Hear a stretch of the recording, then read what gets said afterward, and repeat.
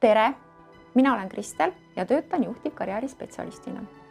Tööle kandideerimisest organisatsiooni, milles sa töötada sooviksid, võib saada sinu elu muutev samm.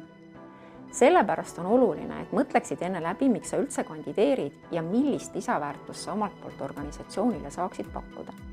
Seda isegi siis, kui sul on veel palju õppida ja kogemusi väga pole.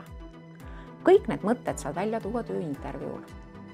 Aga enne, kui vestluse juurde läheme, tahaksin ära märkida, et hilinemine töövestlusele vähendab juba eos sinu tööle saamise võimalusi. Seega, enne töövestlusele minekut uuri, millisel aadressil vestlus toimub ning vaata asukohta kaardilt või käi kas või eelmisel päeval läbi. Paraku on personalijuhtide sõnul liiga palju neid olukordi, kus kandidaadid hilinevad, öeldes põhjenduseks just selle, et nad ei leidnud asukohta üles.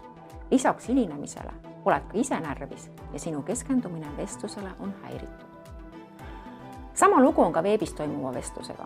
Vaata enne oma tehnika üle, lae arvuti, kontrolli heli ja kaameraseaded üle. Säti võimalusel paika ka taustad ja organiseeri teised pereliikmed vestlusruumist eemale. Aga nüüd töövestluse juurde. Eeltöö on tähtis ka intervjuu sisulisel ettevalmistamisel. Uuri organisatsiooni kodulehte, vaata nende viimaseid uudiseid ja tegevusi. Võid ka guugeldada ja vaadata, mida meediaettevõttest räägib. Laiem pilk organisatsioonile annab eelise teiste kandidaatide ees. Küsimusi, mida tööandjad sinult küsida võivad, on palju.